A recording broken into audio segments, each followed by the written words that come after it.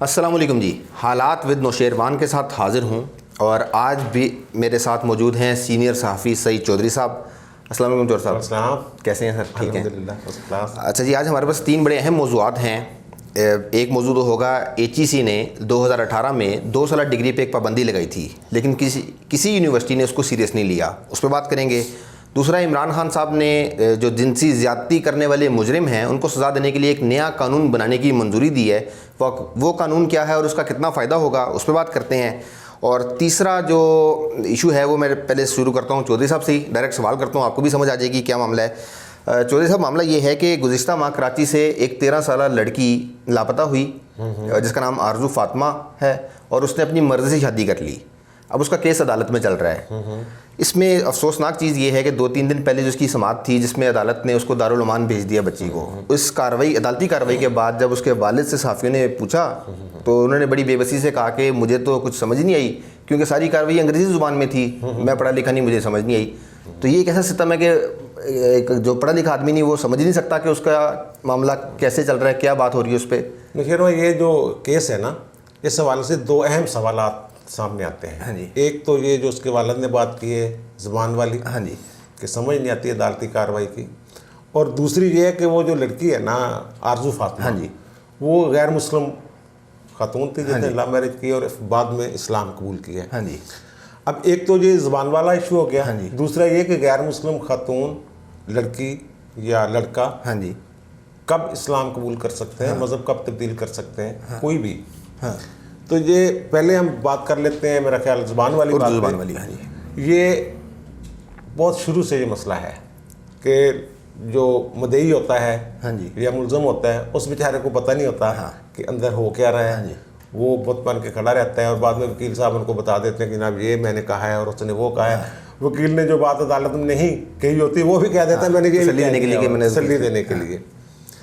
ये जो पाकिस्तान का आइन है 1973 का, उसमें एक आर्टिकल है 251, 251, वो ये कहता है कि जो रियासत है, हुकूमत है, वो 15 साल के अंदर अंदर इकदाम करेगी कि जो कौमी ज़बान है उर्दू, इसको सरकारी ज़बान के तौर पे राइज करने के लिए दफ्तरी ज़बान, बिल्कुल, यानी कि सरकारी ज़बान जो सारी कार्रवाई इसमें होगी। 1988 में वो मियाद ख़त्म हो गई। हाँ जी। लेकिन सरकारी या दफ्तरी ज़बान जो है वो अंग्रेज़ी ही रही। फिर इसको अदालतों में चैलेंज किया कुछ लोगों ने, वो पिटिशनें पड़ी रहीं। हाँ जी। फिर 2003 में शायद किसी साहब ने सुप्रीम कोर्ट में पिटिशन फाइल की, वो चलती रही। 2015 में उसका फ़ैसला किया। उस वक्त के जो चीफ जस्टिस थे जवाद खाचा साहब, उनकी सरबराही में एक बेंच था, उन्होंने ये फ़ैसला किया। उन्होंने 9 सितंबर को रिटायर होना था और 8 सितंबर को उन्होंने ये फ़ैसला सुनाया। उन्होंने इसमें कहा कि पाकिस्तान की सरकारी ज़बान जो है, दफ्तरी ज़बान, वो उर्दू होगी। अदालतों के हवाले से उन्होंने ये कहा कि अदालतों में जो जवाब फाइल करेंगे सरकारी इदारे, वो उर्दू में होंगे। उन्होंने उसमें वाज़ेह तौर पे ये लिखा कि वो इसलिए ताकि मुद्दई को या दूसरे फरीक को ये समझ आए कि ये क्या कह रहे हैं। उन्होंने ये स्पेशल लिखा। और फिर उन्होंने कहा जो कवानीन है पाकिस्तान के, ख़ास तौर पर जो मफादे आमा में मामलात को देखने वाले कानून हैं, उनको उर्दू तर्जमा किया है। इस फैसले पर भी अमल नहीं हुआ। उन्होंने उर्दू में ये जजमेंट साथ अंग्रेज़ी के साथ उर्दू में भी दी थी।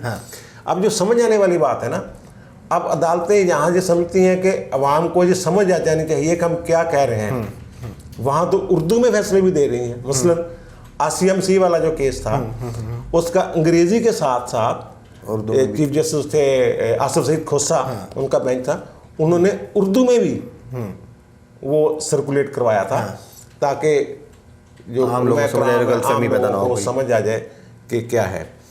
तो ये ज़बान का आमतौर पर वैसे जो मेरा मुशाहदा है कि जो लव मैरिज टाइप केस होते हैं, उनमें ज़्यादा अंग्रेज़ी नहीं अदालत में बोली जाती। वो पता नहीं उन्होंने किस बुनियाद पे कह दिया। वो ख़ास तौर पर जब मुतासरा लोगों से बात की जाती है, अदालत बात करती है, तो आमतौर पर कौमी ज़बान में, उर्दू में ही उनसे सवालात किए जाते हैं। बल्कि मैंने ये भी मेरे मुशाहदे में है कि वो आम मुकामी ज़बान जो होती है, मसलन पंजाबी, सराइकी, उस ज़बान में भी अदालत बात कर लेती है उन लोगों से, ये इशू है। इसको उसी जो जजमेंट है उसके तनादर में और आइन के तनादर में देखा जाना चाहिए। उर्दू तो कम अज़ कम सारे ही लोग समझ लेते हैं, चंद एक लोग होंगे। तो वो अगर ऐसे मामला जैसे ये है लव मैरिज वाला केस, इसमें तो ख़ास तौर पे अदालत को ये सोचना चाहिए कि लोगों को समझ आए जो उसका वालिद है कम से कम, या जो मुल्ज़म है या जो लड़की है, उनको तो समझ आनी चाहिए ना कि क्या कार्रवाई जो फ्रीक हैं कम से कम उनको पता हो। हाँ, तो ये इशू इसको हल करना चाहिए मेरा ख्याल है। सर ये जैसे अभी आपने बताया कि 2003 में पिटीशन आई थी और 2015 में फैसला आया। 15 में फैसला आया, बड़ा जना मार मार के फैसला आया था। हाँ, एक ये बात तो मैं बता दूं, इस पर अमल क्यों नहीं हुआ। आमतौर पर ये होता है कि जब चीफ जस्टिस पाकिस्तान की अदालत से ख़ास तौर पर कोई जजमेंट आती है ना, तो उस पर अमल दरामद शुरू हो जाता है फटाफट, भागम भाग, मुतहद अदालतें भी, ये भी। लेकिन यूं ही वो साहब ओहदा से हटते हैं। इसमें बदकिस्मती ये है कि 2015 में एक दिन पहले अपनी रिटायरमेंट से एक दिन पहले उन्होंने जजमेंट दी और वो घर चले गए। शुरू में तो यानी 10-15 दिन के हलफ भी उर्दू में हो रहे हैं, तकरीरें भी उर्दू में हो रही हैं जो वज़ीर आज़म और सदर वगैरह की हैं। लेकिन उसके बाद मामला ठप हो गया, ना किसी ने पूछा। लेकिन उन्होंने जजमेंट में एक चीज़ लिखी हुई है, उन्होंने कहा कि जो इसको इम्प्लीमेंट नहीं करता सरकारी अफसर इस जजमेंट को, तो फिर मुतासरा बंदा अदालत में आ सकता है दोबारा। तो इन्हें अदालत की कार्रवाई कोई मिसाल तो मौजूद नहीं है अभी। मिसाल कोई मौजूद नहीं। अभी वो आसफ सईद खोसा साहब जब चीफ थे, उन्होंने एक जजमेंट दी थी, बल्कि उन्होंने कहा था कि जनाब जो झूठ बोलते हैं अदालतों में, तो हम उनको इबरत का निशान बना देंगे। तो एक आध केस में सजा हुई झूठी गवाही देने वाले को, यूं ही वो गए, वो उनका जो जजमेंट थी और जो उनका विजन था वो भी दफन फाइलों में आ गया। अब इस केस में दूसरी बात है कि वो नो मुस्लिम लड़की। सर उसकी उम्र का भी मसला है, उम्र तयन करने के लिए। जो पाकिस्तान के कवानीन है ना, उनमें बुलोगत जो है उसका कोई मुसलमा कानून मौजूद ही नहीं है कि बालग कब होना है। मसलन बहुत सारे अदालती फैसले हैं कि सुई जुरिस कह देते हैं कि औरत बच्ची जो है वो बालग होगी जब उसको हैज़ आ जाए। बिल्कुल ठीक है ना, यानी 13-14। हाँ जी। और ऐसी जजमेंट्स भी हैं कि वो बच्ची बज़ाहिर जवान नज़र आ रही हो, ओके, यानी वो अभी शेखुपुरे वाला वो ननकाना साहब वाला केस हुआ, उसमें अदालत ने ये ऑब्जर्वेशन भी दी हुई है उसमें कि वो जब उसको भेजा है मुसलमान लड़के के साथ। तो फिर दूसरा ये कि जो हमारा एक वोट का हक है वो 18 साल की उम्र में है। एक है जुवेनाइल सिस्टम है, उसमें यह कि 18 साल से कम उम्र जो बंदा है, बच्चा है, वो उसको उसमें नाबालिग नहीं लिखा कि उसको भी सज़ाए मौत नहीं हो सकती, इस तरह कानून है। फिर जो बच्चों से मुशक्क़त लेने वाला कानून है, चाइल्ड लेबर वाला, चाइल्ड लेबर नहीं, वो है अपना डोमेस्टिक कोई इस तरह का नाम है उसका, कि घरेलू मुलाजमीन का कानून। उसमें यह है कि 15 साल से कम उम्र जो है बच्चा वो घरेलू मुलाजम नहीं हो सकता। यानी ये मुख्तलिफ कवानीन है, मुख्तलिफ तशरीआत है। अब जो ये मज़हब वाली बात है ना, ये एक लैंडमार्क जजमेंट है लाहौर हाई कोर्ट की, जस्टिस तारिक सलीम शेख साहब ने दी थी, पोमी मुस्कान केस उसको कहते हैं।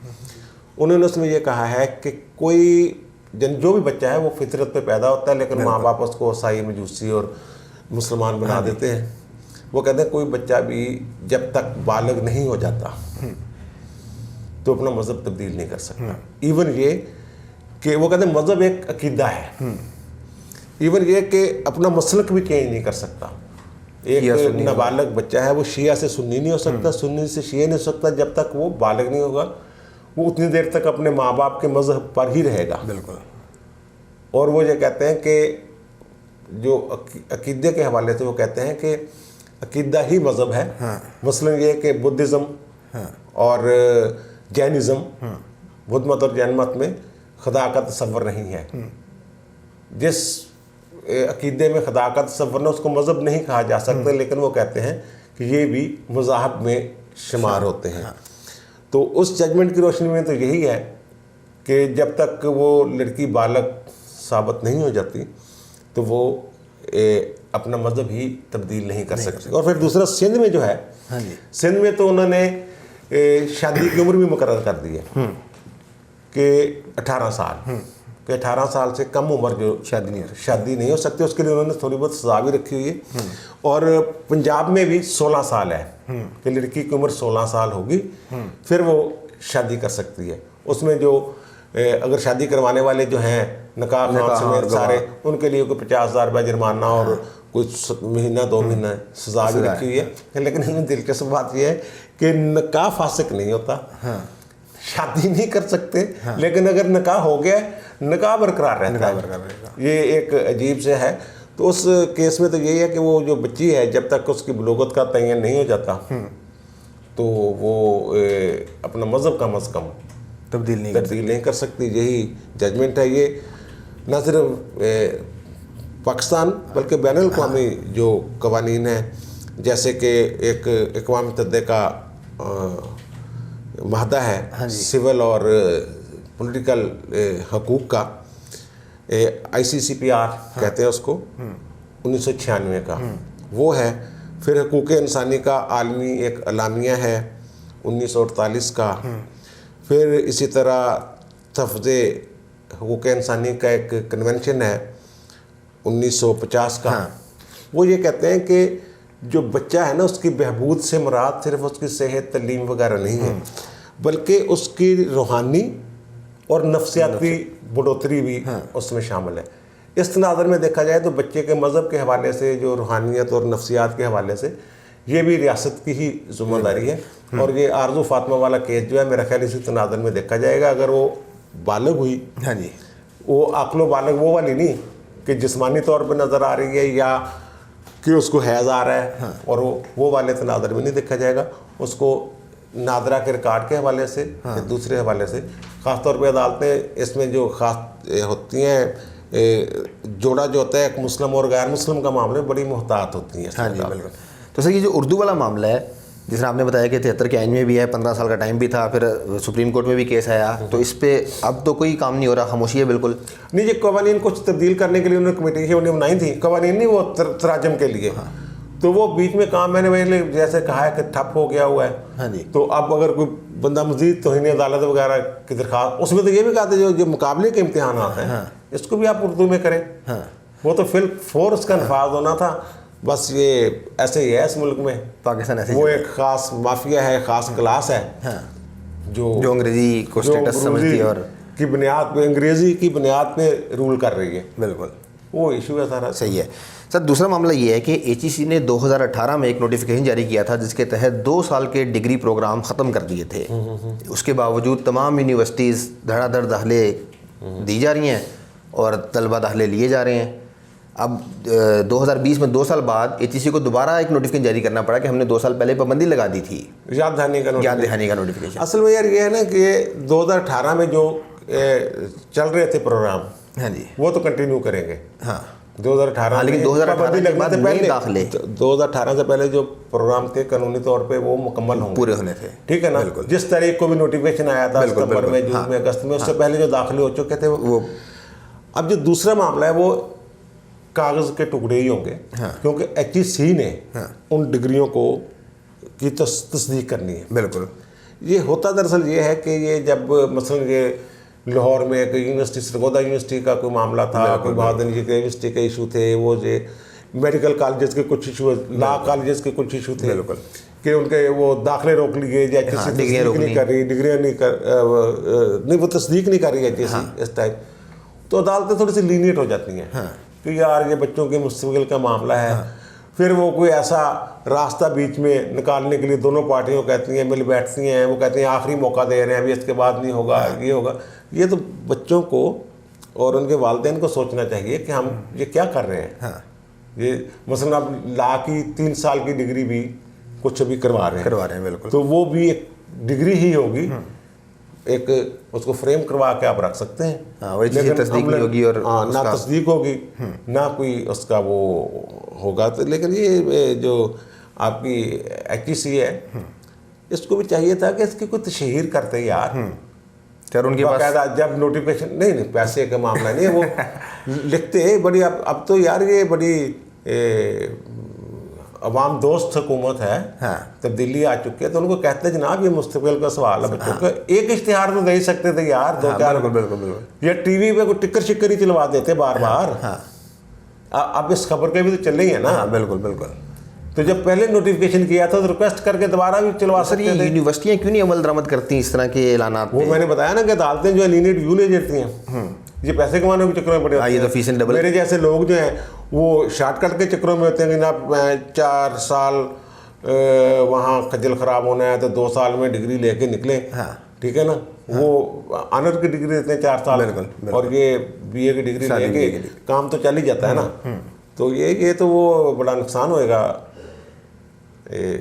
तलबा का नुकसान, उनके वालिदैन का फाइनेंशियल नुकसान, उनका टाइम ज़ाया, और फिर वो पता नहीं उसको जो 2 साल वाली है उसको 4 साल में कन्वर्ट करने के लिए कोई मौका देते हैं या नहीं देते। हो सकता है कि ऐसा कोई हाल में जब अदालत में जाए मामला कि 2 साल वाले मजीद 2 साल पढ़ लें जनाब, फिर 4 साल बराबर हो जाएगा। ये वैसे एक तरीका अच्छा है, अच्छा आइडिया है कि 2 साल उन्होंने पढ़ा है, जो सिलेबस जो 4 साल का सिलेबस है जो 2 साल में नहीं कवर हो सका, 2 साल वाला वो पेपर दे दें, तो वो चलो। सर जिनको अपने पहले नोटिफिकेशन की तशहीर करने का आइडिया नहीं आया, उनको ये आइडिया भी नहीं आएगा शायद, और ये तलबा ने खजली शायद आपको सुन के आ ही जाए। सर तीसरा अहम मामला ये है कि कल वफाकी काबीना ने, इमरान खान साहब ने भी कह दिया है कि जी कानून बनाएं जो जिनसी ज़्यादती के मुजरिम है उनकी जिनसी सलाहियत ख़त्म कर दी जाए। इससे फ़र्क पड़ेगा इस तरह के वाक़यात होने में? यार ये एक सख्त कानून है, इसमें दुनिया के कुछ और ममालिक नहीं, मैं बताता हूँ, दुनिया में कुछ है केमिकल कोई ऐसा कोई टीका शिक्का लगा के वो आर्जी तौर पे भी, एक ऐसा भी है कि आर्जी किसी मुल्क में है ऐसा कि आर्जी तौर पे साल के लिए 2 साल के लिए उसकी जिनसी सलाहियत ख़त्म हो जाती है, लेकिन बाद में वो ठीक भी हो जाता है। और ये जो इससे पहले ये मौत से बड़ी सजा तो नहीं है ना, वैसे ये भी जिंदा लाश ही होता है जो तो इस तरह फिर रहा होगा बंदा। लेकिन ऐसे देखो साहब, देखो जो रेप है इज्तिमाई बद अखलाकी के केस हैं, ज़्यादती के, उनमें तो पहले भी सज़ा मौत है। असल इशू ये है कि गवाहियाँ कहाँ से आएंगी। सर ये जिस तरह मोटर वाला वाक़या है वो तो मुझे पकड़ा गया ना, उसको सजा हो जाएगी। उसकी देखें ना 2 तरह की शहादत, एक ऐनी शहादत है, मैंने देखा है, आपने देखा है, 2-4 बंदों ने देखा है। दूसरा ये है कि वहाँ वाक़याती शहादतें, वाक़याती शहादतें भी मिल जाए, चेन से चेन, यानी कि लड़ी से लड़ी मिल जाए, चेन मुकम्मल हो जाए, तो वो भी एक मुकम्मल शहादत होती है, उसमें भी सजा होती है। और तीसरा ये जो ज़िना के केस होते हैं ना, हदूद ज़िना के, इस तरह के केस, रेप के केस होते हैं, इनमें स्टार विटनेस खतून खुद होती है। बिल्कुल, यानी खतून को कोई गवाह ना भी मिले, सिर्फ खतून खुद कह दे मेरे साथ ये अगर मेडिकली वो साबित हो जाए, तो वो 20 सजाएँ हो जाती हैं। स्टार विटनेस इसको कहते हैं, और अदालतों ने सजाएं दी हैं इस पर। अब देख रहे हैं सिस्टम यार हमारा क्या है, जुडिशल सिस्टम देखें ना, जुडिशल सिस्टम अगर देखें ना, एक जब कानून को बनते हैं ना शुरू में, मसलन जब इम्तनाई शराब का आया तो कोड़ों की सजाएं धड़ाधड़ हो रही थी, 1-2 केसों में जल्दी सजाएं होती हैं, बाद में वो अपीलों में जाते हैं, वो शहादतें नहीं मिल रही होती। शहादत इस्तिगासा को मजबूत करने वाली बात करें। बिल्कुल नया कानून बनाने की जरूरत नहीं, नया कानून बनाने की जरूरत है। ये चलो डर खौफ के लिए चलो ठीक है, लेकिन इसके तहत सजाएं देना बड़ा मुश्किल होगा। वो जब सजा सख्त होती है तो वो गवाहियों का मेयार भी अदालत सख्त बना देती है कि बेहतर मेयार होगा, तो फिर ही सजा दे। किसी की अब गर्दन उतारनी है तो ऐसे तो नहीं ना सुनी सुनाई शहादतों पे कर देना, तो उसके ज़ाहिर जान का मसला है।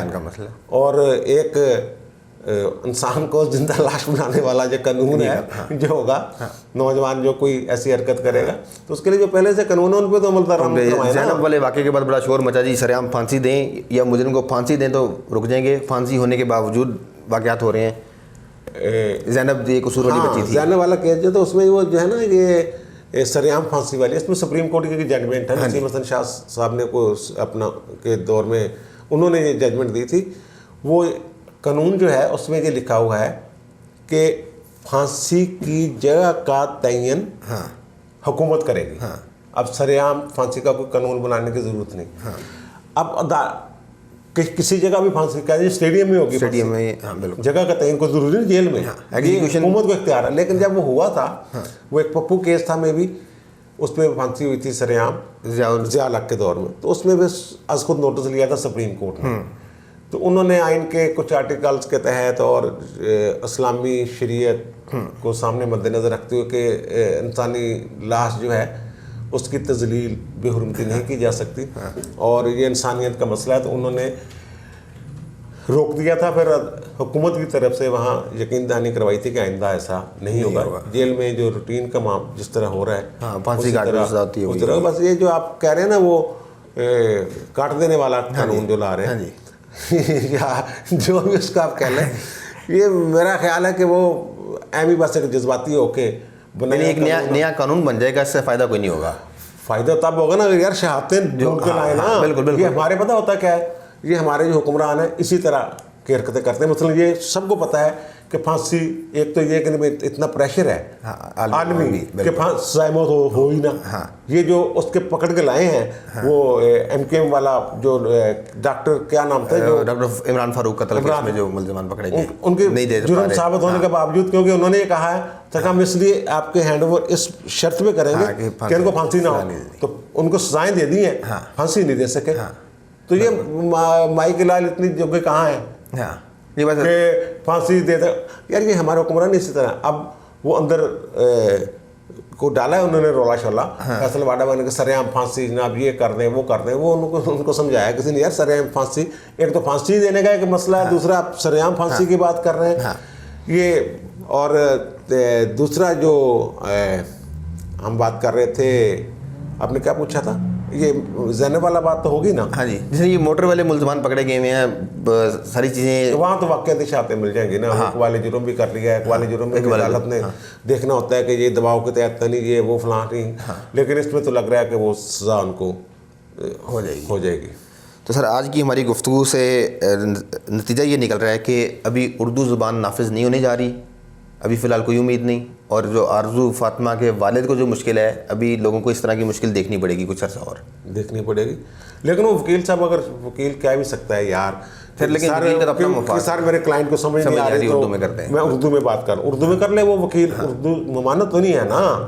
वकील उर्दू में बड़े बड़े केसों में उर्दू में बहस करते हैं, ठीक है ना। जहाँ वो कोई ला का मसला आ जाए, ला कोट करना, वहाँ वो अंग्रेज़ी पढ़ते हैं, लेकिन आम तौर पे तो वो उर्दू में बात कर लेते हैं। लेकिन सर यहाँ पे एक तजाद भी है कि जो अब LLB करवाई जा रही है वो इंग्लिश में करवाई जा रही है और नहीं वो तो ठीक है, वो चाहते हैं कि क्योंकि इंटरनेशनल कवानीन भी होते हैं ये वो सारा कुछ, और कॉन्स्टिट्यूशन भी हमारा असल में तो उर्दू में लिखा हो ना, असल में फिर तर्जुमा। और यहाँ उर्दू और अंग्रेज़ी का मतन का मामला जो, तो वहाँ ये कहा जाता है कि अंग्रेज़ी वाले मतन को दुरुस्त समझा जाएगा। बैनुल अक़वामी माहदे भी ऐसे ही होते हैं कि अगर मसलन एक फ्रेंच और अंग्रेज़ी वाला को मामला, तो वहाँ लिख देते हैं कि ये फ़लाँ ज़बान वाला माहदा जो ना, अगर कोई होती है कबाहत या वो कोई इबहाम होता है तो उसको सही है। और दूसरा ये कि अब नौजवान नस्ल जो है अपने मुस्तकबिल का ख्याल खुद रखे, क्योंकि इदारों ने कुछ नहीं करना, उन्होंने सिर्फ नोटिफिकेशन जारी करने और वो फाइलों में लगा देने हैं। हाँ, फाइलों में लगा देने और वो अदालतों में धक्के खाते फिरेंगे। तो इसलिए अपना 4 साल वैसा आइडिया ठीक है कि 2 साल ये कि 2 साल मजीद पढ़ लेना, 4 साल की डिग्री पूरी हो जाएगी। और तीसरी बात ये कि नए कानून की ज़रूरत नहीं, जो पहले से मौजूद कवानीन है उन पर अमल दरामद किया जाए। अपना जो प्रोसिक्यूशन है उसको ज़रा मजबूत किया जाए, ठीक है ना, अदालतों को कायल करें। तो इन तीनों मामलों पे आपने चौधरी साहब की राय भी सुन ली, और आपकी क्या राय है कमेंट में ज़रूर इज़हार करिएगा। आपसे मुलाकात होगी अगली वीडियो के साथ कल, तब तक के लिए अल्लाह हाफ़िज़।